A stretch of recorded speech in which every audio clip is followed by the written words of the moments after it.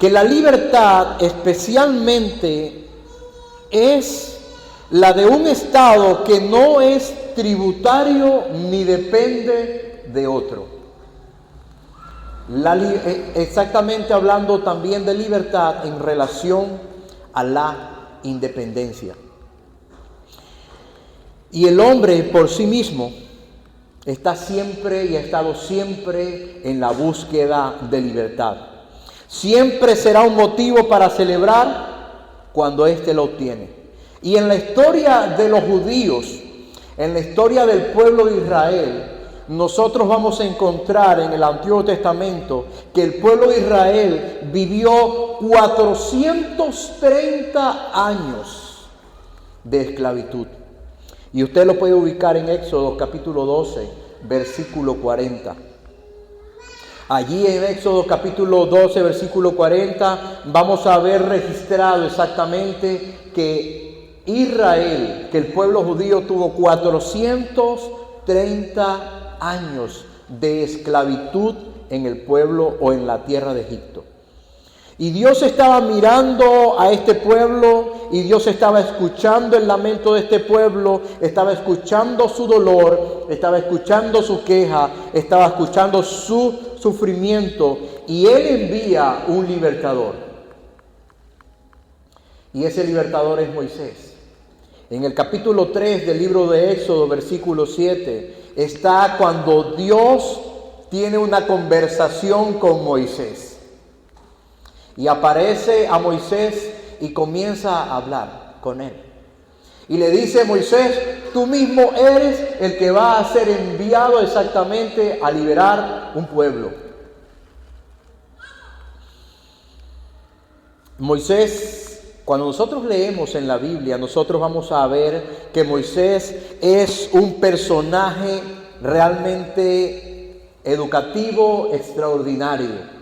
Este es un personaje del cual la Biblia dice que era muy humilde, más que cualquier hombre en la tierra, según Números capítulo 12, versículo 3.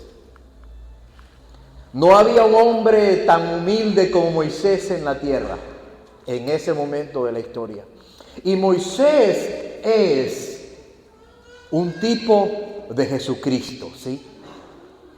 Y eso es lo que el Antiguo Testamento nos quiere dar a entender en relación a la libertad y a un libertador. Moisés necesitó la ayuda de su hermano Aarón. Y Moisés necesitó la ayuda de su hermano Aarón porque Moisés ante Dios le dijo: yo no sé hablar. Yo soy torpe para hablar. ¿Y sabes qué hizo Dios? Vas a ir, pero vas a ir acompañado de tu hermano. Y tu hermano va a ser el que va a contar lo que tú le vas a decir, porque yo te lo he dicho a ti. Y tú vas a ser un Dios para tu hermano, y tu hermano va a comunicar ese mensaje como un profeta. Y realmente en Moisés, eso lo vemos en el capítulo 4 de Éxodo, versículo 16. Cómo exactamente Dios habla con Moisés. Y vemos exactamente un pueblo entonces que fue liberado. Y estando en la libertad, hermanos, estando en la libertad, este pueblo cayó en pecado. Cuando ellos estaban libres decía hace un momento, ellos se quejaron, estaban sufriendo, estaban agonizando, estaban adoloridos, ellos estaban orando, Dios escuchó, Dios lo liberta a través de Moisés, Dios lo saca exactamente a la tierra prometida, pero ellos en el proceso de salir de ese lugar, ellos pecaron, ellos se quejaron. Ellos comenzaron a tener problemas en relación a su misma conducta delante de Moisés y delante de Dios. En Éxodo capítulo 16, versículo 3, exactamente vamos a ver este inconveniente por el cual ellos estaban totalmente equivocados, totalmente quejándose. Los israelitas le decían, ojalá hubiéramos muerto a manos del Señor en la tierra de Egipto, cuando nos sentábamos junto a las ollas de carne, cuando comíamos pan hasta saciarnos. Pues nos han traído a este desierto para matarnos de hambre a toda esta multitud. ¿Cómo se le dice a la gente que es malagradecida? Aparte de ser malagradecidos, se les llama ingratos. Y el corazón de este pueblo, a pesar de que había sido liberado, estaba siendo ingrato. Y lo que exactamente usted va a revisar en el Antiguo Testamento en relación al pueblo hebreo, al pueblo judío, es una ingratitud. Hermanos, Dios tuvo que pasarlos por un desierto por 40 años. Dios tuvo que darle el tiempo a esta gente por 40 años para limpiar el corazón de un pueblo que estaba constantemente quejándose. En Números capítulo 32, váyase a Números capítulo 32, versículo 13. En Números capítulo 32, versículo 13, nosotros vamos a ver exactamente esto. Dice, y la ira del Señor se encendió contra Israel y los hizo vagar en el desierto por 40 años, hasta que fue acabada toda la generación de los que habían hecho mal ante los ojos del Señor. Ellos habían hecho mal ante los ojos del Señor y el Señor los hizo pasar 40 años para sacar de ellos el corazón, de su corazón a Egipto. A pesar de que había un pueblo que había sido liberado, todavía había un pueblo que estaba cautivo, que estaba siendo esclavo en su corazón. Y hoy por eso el título es Llamados a la libertad. Y todo el tiempo, a pesar de esto, Dios estuvo sosteniéndoles. En Nehemías capítulo 9, versículo 21, usted va a encontrar que Dios estuvo siempre sosteniendo a su pueblo, a pesar de que su pueblo le había negado, de que su pueblo se había corrompido, de que de alguna u otra manera ellos habían murmurado contra el Dios mismo. Nehemías dice que la ropa misma no se envejecía. Y yo quiero dar quizás una broma de un pantalón que tengo años echando este chiste. Yo tengo un pantalón que mi mamá me lo regaló antes que me casara. Me dijo, hijo, este es un pantalón para la iglesia, porque yo tenía pantalones de iglesia y pantalones de salir, de por ahí. Y ese pantalón esa es la tela de exactamente la misma. Yo creo que el pantalón tiene la misma tela que tenía la tela de los hebreos y de los judíos, hermano. Porque me casé, han pasado 16 años y ese pantalón parece que lo compré ayer. Y en estos días Yosemir me dice, mira, ¿no tienes algo para regalar? Y saben, yo no sé, por NB fui al pantalón y lo tomé y le dije, voy a regalarte pantalón. Para aquella persona que necesita crecer contigo. Hermanos, ese pantalón lo entregué nuevo y tiene más de 20 años. ¿Qué tela es? No sé. Pero parece que la tela de la ropa de estos hombres y estas mujeres era una tela de esa extraordinaria que no se envejecía y que a pesar de que la gente crecía, parece que la tela también crecía con ellos. Dice la Biblia que hasta el calzado no se le gastó. Ahí estaba la provisión y la providencia de Dios con un pueblo que Él ama. Cada día de su vida estaba cuidándolo. Y es lo que Esteban, en el capítulo 7 del libro de Hechos, le viene a decir a los judíos. Ustedes tienen una historia. Dios los había soportado, Dios los había cuidado, Dios estaba sosteniendo sus vidas, pero ustedes en Jesucristo, que es la misma representación exactamente de Moisés, ustedes no quisieron aceptarle ni reconocerle como ese Señor y como ese Salvador.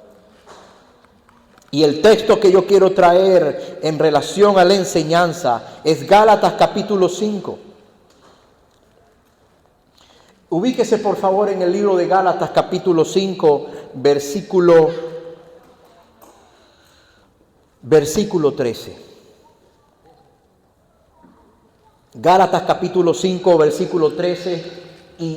Y tengo solamente un punto para desarrollar en este día.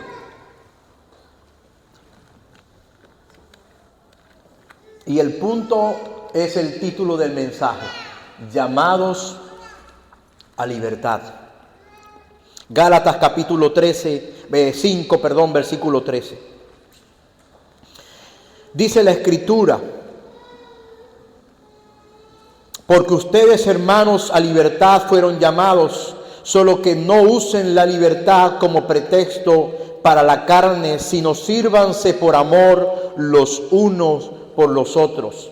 El apóstol Pablo viene enseñando a los Gálatas desde los capítulos 1, 2, 3 y 4 sobre exactamente el Evangelio, y que el Evangelio que él ha predicado es el Evangelio de Cristo, y que si había otro Evangelio que ellos comenzaban a escuchar o alguien predicara, el tal era maldito, el tal era anatema. Eso es lo que viene diciendo Pablo, y este texto tiene una relación enfática exactamente a la ley.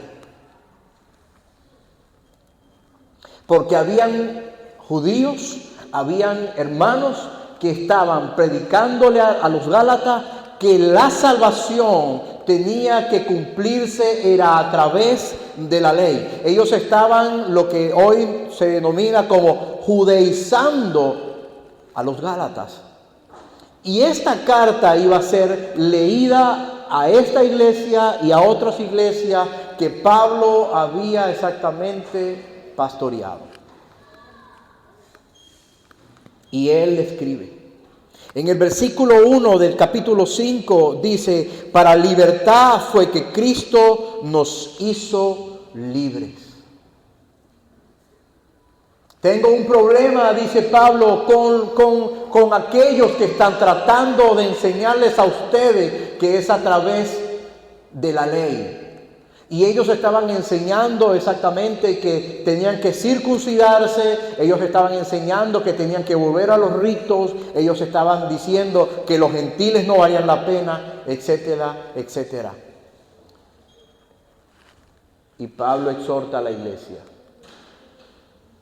y les dice en el versículo 13: porque ustedes, hermanos, a libertad fueron llamados. Pablo trae una enseñanza exactamente que tiene que ver con los judíos y con ellos mismos. No solamente una enseñanza que tenía que ver con los judíos o con aquellos que estaban judaizándolos, sino también con la misma iglesia a la que la carta iba a ser leída.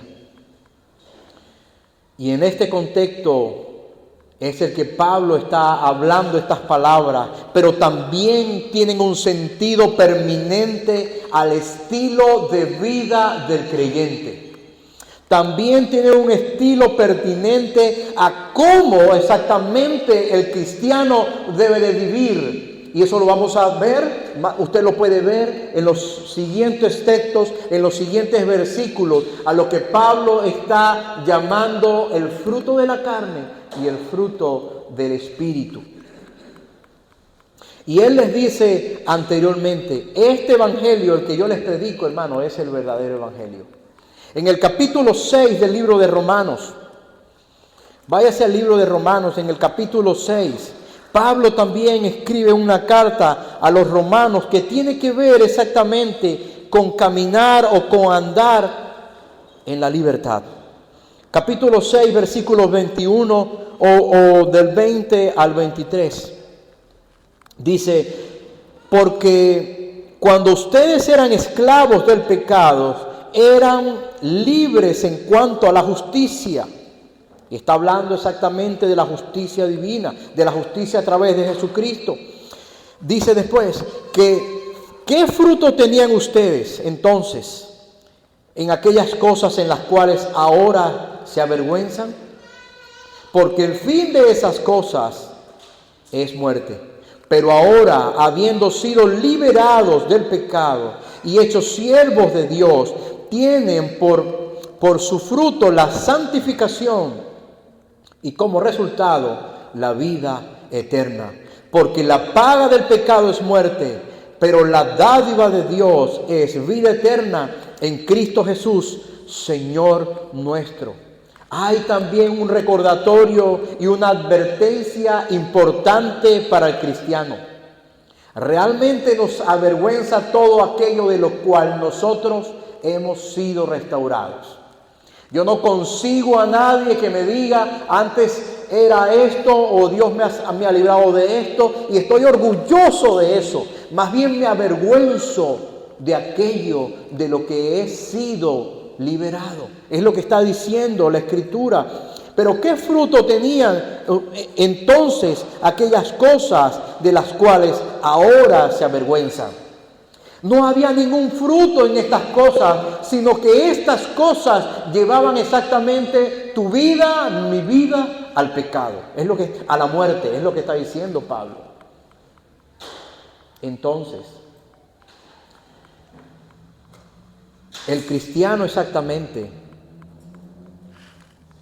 ahora en Cristo Jesús, es llevado a libertad y a vida a través del sacrificio de Cristo en la cruz. Amén. Y es lo que está diciendo Pablo en la Escritura. Él está hablando exactamente de estar y de que somos llamados a caminar en libertad. Y ese caminar en la libertad es caminar también en la santificación con la esperanza de la vida eterna. Y la santificación es estar apartado, es tener una vida apartada de todo aquello que te contamina y que te lleva a pecar. Y Pablo escribe, no podemos estar sujetos otra vez al yugo de la esclavitud. Él está hablando de la ley, pero también viene a ser una referencia en cuanto a lo moral. En cuanto a lo que tú, de donde a ti te rescató el mismo Cristo. Cada uno de nosotros es llamado a la libertad a través de Cristo. Y no es para estar sujeto a la esclavitud del pecado.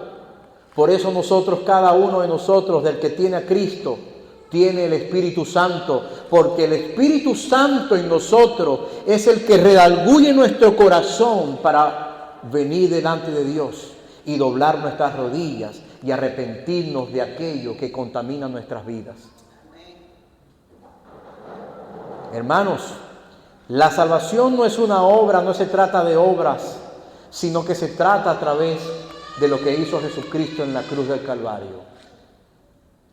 Pero sí hay que hacer algo. Sí hay que arrepentirse. Amén. Y eso es lo que pasa con quien no tiene a Jesús.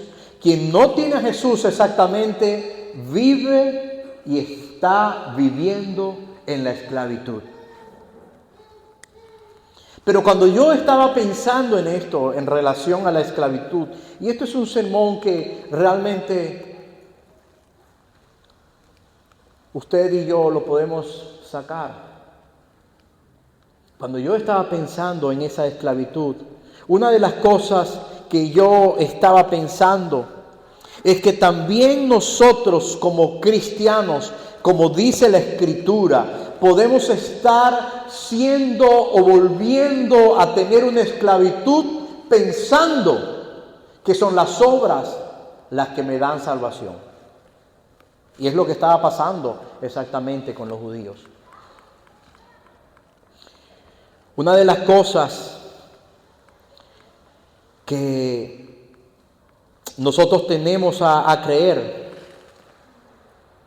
es que si voy todos los domingos a la iglesia soy salvo. No es así. Usted viene todos los domingos o aparta ese tiempo de los domingos a la iglesia porque usted forma parte del cuerpo de Cristo, y hoy es el tiempo para que tú y yo, juntos como hermanos consagrados en el Señor, congreguemos y adoremos en comunidad, en comunión, los unos con los otros. Amén. Miren, algunas de las cosas negativas que nos pueden llevar exactamente a la esclavitud del pecado son los vicios. Lo voy a leer. El mal carácter, las malas conversaciones, las malas palabras, las relaciones sexuales sin estar casados, la gritería, el enojo continuo, etcétera, etcétera. Hermanos, yo quiero que tú ni yo nos equivoquemos. La carta está dirigida exactamente a una iglesia. Y muchas veces nosotros podemos decir, bueno, es que los esclavos del pecado son aquellos que no tienen a Jesús. Es verdad. Pero también nosotros podemos ser cautivados y caer en una esclavitud del pecado cuando entramos a la iglesia, cuando venimos al Señor y creemos que podemos jugar con el infierno y con el cielo. Y creemos que podemos decir, bueno, Dios me va a perdonar. Este es un pecado o una cana al aire. Esta es una mentirita blanca. Esto es algo que no, nadie me está viendo. Y yo quiero decirte que el Espíritu Santo sí te está viendo. Yo quiero decirte que Dios sí te está viendo. Yo quiero decirte que cada una de las cosas que agradan al Señor son las que te están llamando nuevamente a caer en la esclavitud. Y Dios te está llamando a caminar en libertad. Amén.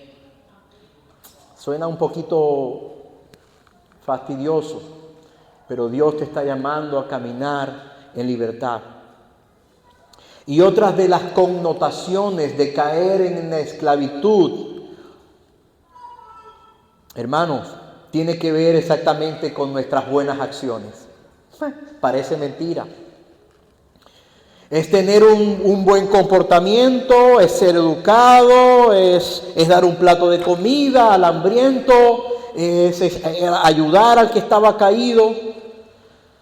Y es estar cayendo en una autosatisfacción creyendo que mis buenas obras son las que me califican para ser salvo. Y no es así. Puedo también estar siendo esclavo de esto.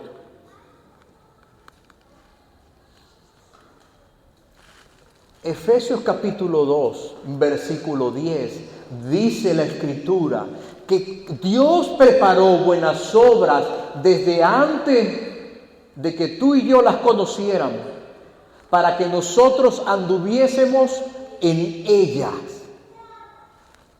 Pero no dice que Dios preparó las obras de antemano para que tú y yo seamos salvos, sino que dice, tu salvación te va a llevar también a hacer buenas obras en Cristo Jesús. Amén. La libertad a la cual tú y yo somos llamados exactamente, en esa libertad se trata de la santificación y de caminar en la dirección que Dios nos está dando. Sí es necesario abandonar todo aquello que me quiere abrazar, que me quiere atrapar para caminar en esclavitud. Yo no sé cuál es lo tuyo, pero yo quiero decirte que eso que puedas estar pensando, de lo cual Dios te está hablando, es necesario que pueda ser abandonado en el nombre de Cristo. Amén. Y siempre lo digo echando broma. Somos muy ágiles para autodefendernos y decimos, es que yo soy así. Hermano, pero ¿por qué tú le gritaste a fulano? Es que tú sabes que yo no tengo pelos en la lengua y yo soy así. No se trata de eso. No es lo que dice la Escritura. Fuimos llamados a libertad y dice el texto, solo que no la uses como pretexto para la carne. Pablo también da una advertencia necesaria a la iglesia en este versículo 13 en la parte B. Gálatas capítulo 5, 13b. Dice, esta libertad no se use como pretexto para la carne o para la carnalidad, como dice la traducción de la RB 15. Y esta advertencia, hermano, la podemos también ver en Primera de Pedro capítulo 2, primera carta de Pedro capítulo 2, versículo 16. Dice Pedro escribiéndole también a la iglesia. Primera de Pedro 2, 16.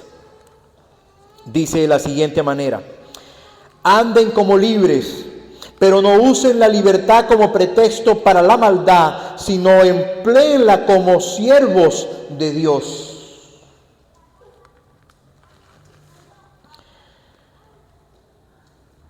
Esto lo podemos ver de dos maneras.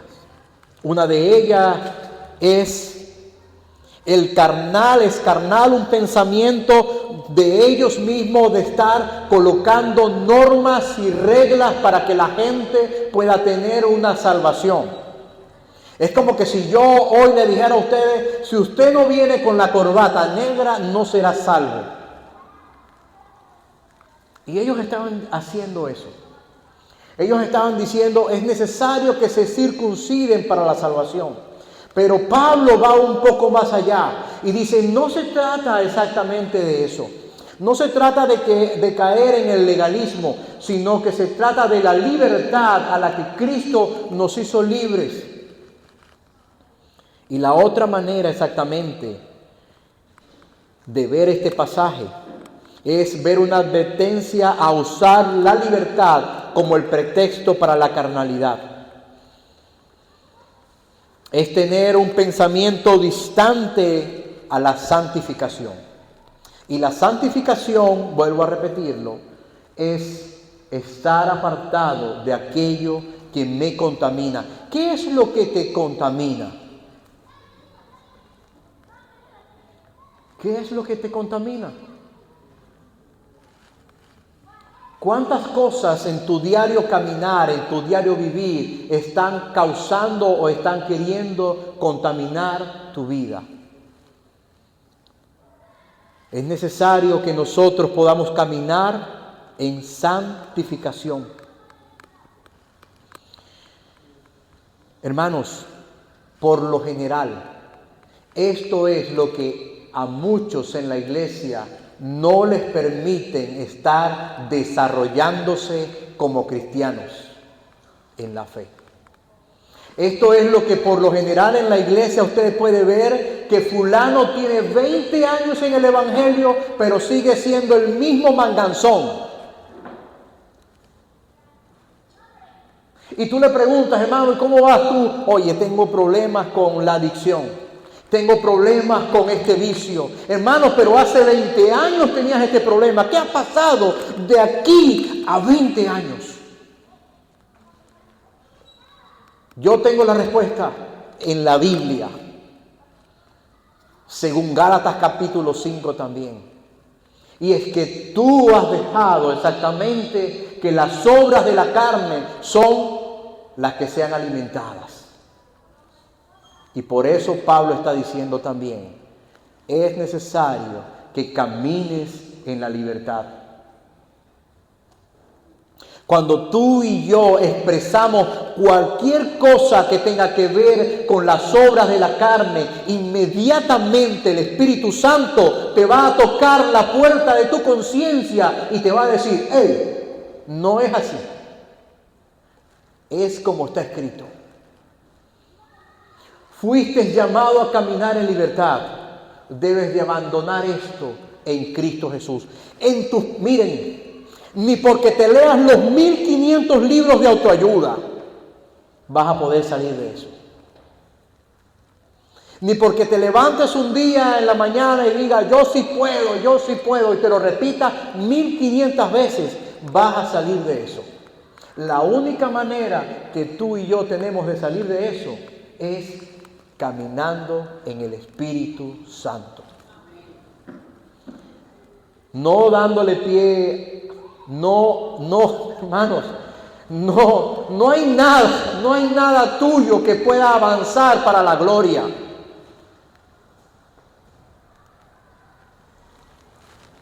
Todo depende de Cristo. Todo depende del Evangelio. Hermanos, y por esta razón, algunos, por temor al infierno, y esto sí lo quiero decir con mucho más fuerza, porque esto no pasa aquí nada más. Algunos, por temor al infierno, van a la iglesia pensando que en la iglesia es lo que les da salvación. Y dicen, bueno, yo esta semana me porté mal, tuve de lunes a viernes iba al infierno, pero este domingo yo estoy ya en el cielo. Yo quiero decirte que no es así. Quiero decirte que no es así. Hay una lucha exactamente en el espíritu por las cosas santas, por la santificación y la carne. Y la iglesia no salva a nadie. La iglesia no salva a nadie. El que salva es Cristo Jesús, mostrado en la cruz del Calvario, en su amor, en obediencia hasta la muerte. Ese es el que salva. Tú y yo fuimos salvos a través. Filipenses capítulo 2. La iglesia solamente es el cuerpo de Cristo, donde nosotros como miembros, según la Escritura, nos servimos los unos a los otros en amor. Y es lo que dice el texto al final del texto. Sírvanse por amor los unos a los otros. Tú y yo tenemos un talento, tenemos un don que Dios nos ha dado para servirnos los unos a los otros. Y damos gracias a Dios por la vida de un maestro nuevo que está teniendo la escuela dominical en la clase de los adultos. No ha sido fácil, pero estamos sirviendo a Dios por amor a Dios los unos a los otros. Amén. Hermanos, cuando tengas algo que hacer en la congregación, hazlo en amor a Dios para servir a los demás. Amén. Barre, recoge la silla, pasa el coleto, en amor a Dios, sirviendo a los demás. Amén. Cuando lo haces con queja, hay un Dios que te está mirando y hay un Dios que te está escuchando. Hermanos, lo contrario a todo eso sería exactamente vivir una vida en desorden en la carne, como Pablo lo expresa más adelante, donde la cosecha sería la muerte. Colosenses capítulo 2. En Colosenses capítulo 2, versículos de 13 al 15, nos enseña exactamente qué fue lo que pasó en el proceso de nuestra libertad.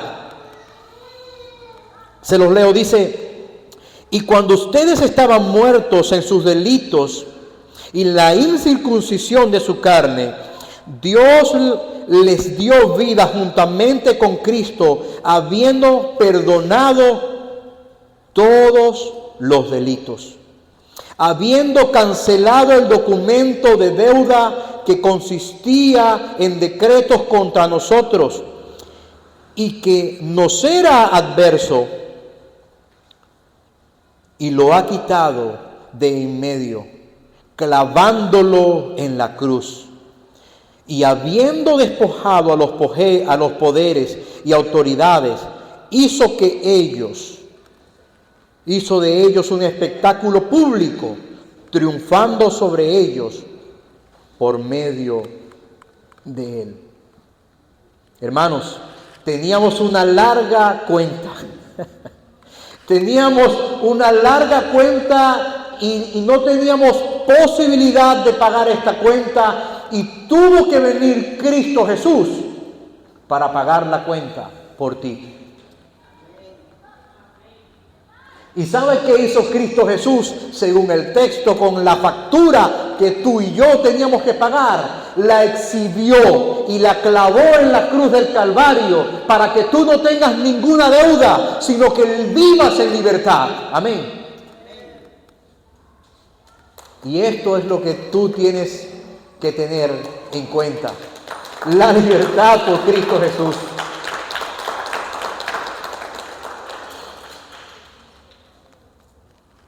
Yo tengo una pregunta que hacerte. ¿Qué razones o qué otras razones te tengo que dar, Dios te tiene que dar, para que vivas una vida libre y no te ates al pecado?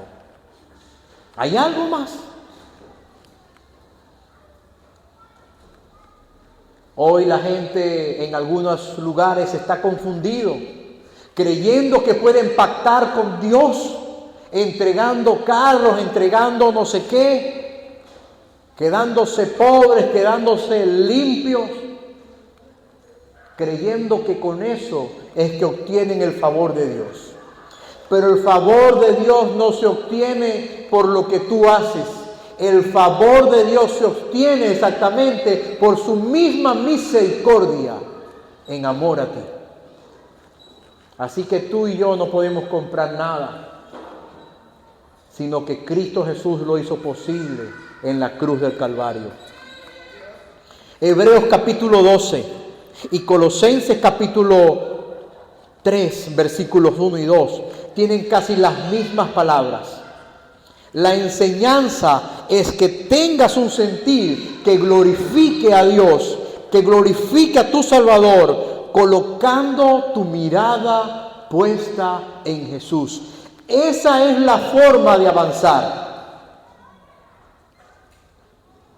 La forma de mirar a la esclavitud y la forma de mirar a Cristo a través de la cruz, a través de lo que Él ha hecho.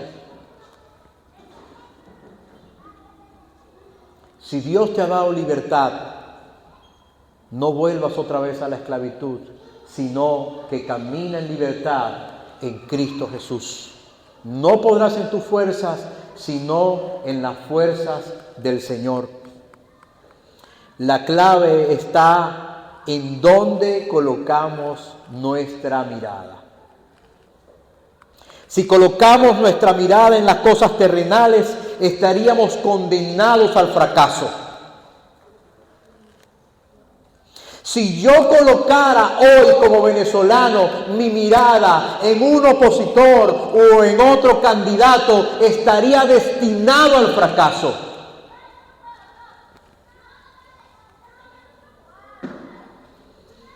Pero no estaremos destinados al fracaso cuando nuestra mirada es puesta en Jesucristo, el autor y consumador de nuestra fe, porque Él nunca falla. Porque Él es verdadero. Porque Él me ama profundamente.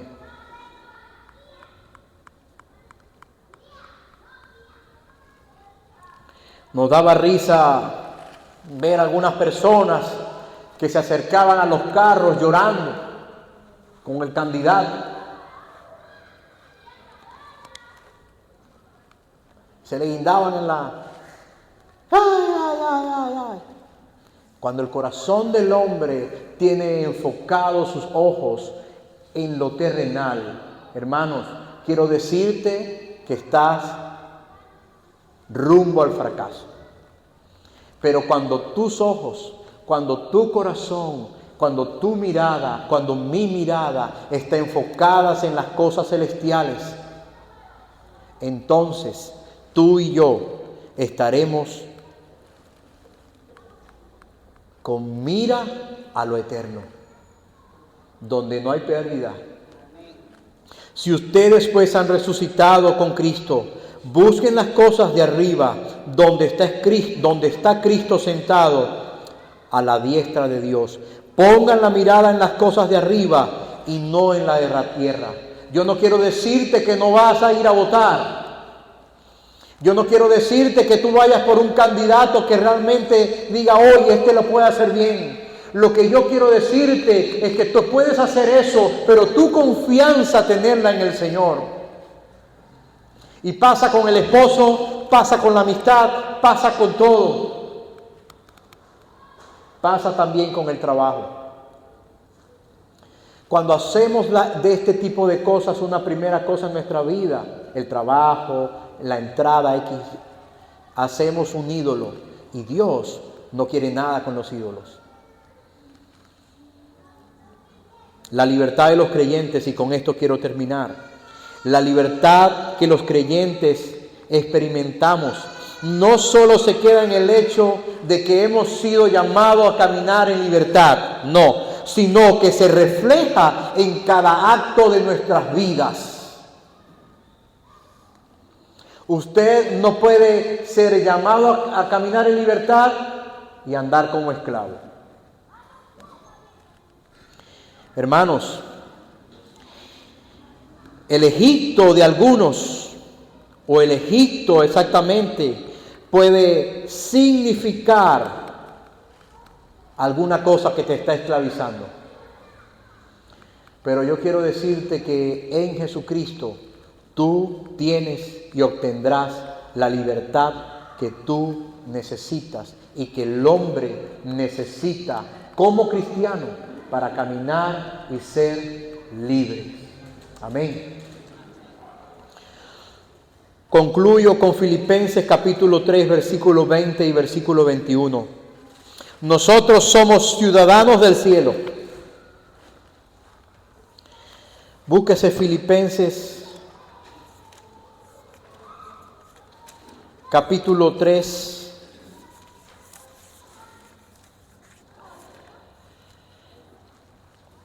versículo 20 y versículo 1. Nosotros como ciudadanos del cielo, hermanos, tenemos que pensar que esto es algo superior a los valores de este mundo. Y seremos transformados más adelante en nuestro cuerpo, como lo dice la Escritura, por el poder mismo de Jesús, en quien están sujetas todas las cosas. Filipenses capítulo 3, versículo 20 y versículo 21 dice: porque nuestra ciudadanía está en los cielos, de donde también ansiosamente esperamos a un Salvador, al Señor Jesucristo, el cual transformará el cuerpo de nuestro estado de humillación en conformidad al cuerpo de su gloria, por el ejercicio del poder que tiene aún para sujetar todas las cosas a Él mismo. No somos de aquí, pero vivimos aquí. Hermanos, ni tú ni yo somos ciudadanos. ¿Sabes qué dice tu DNI? Ciudadano celestial. Por lo tanto, tu comida debe de ser la comida celestial. Una de las cosas que Jesús le dijo a la gente, a los judíos y a los discípulos, les dijo: yo soy el pan de vida que los sostuvo a ustedes en el desierto. Yo soy el agua, aquella agua que brotó de la roca, esa agua que salta y que da vida y que sacia la sed. Solo en Jesucristo, solo en el Evangelio, solo en Él, tu vida y mi vida van a disfrutar de la libertad y vamos a tener la plenitud que todo hombre necesita tener. Así que si tú y yo hemos tenido a bien tener a Cristo en nuestras vidas, porque somos rescatados, porque fuimos amados primero, porque fuimos abrazados por Él, nosotros hoy gozamos del pan de vida, del agua de vida, y no podemos volver a caer en la esclavitud del pecado. Amén. Dios te bendiga. Dios te bendiga. Si es para el Señor, yo creo que lo pueden hacer mejor. Vamos a orar.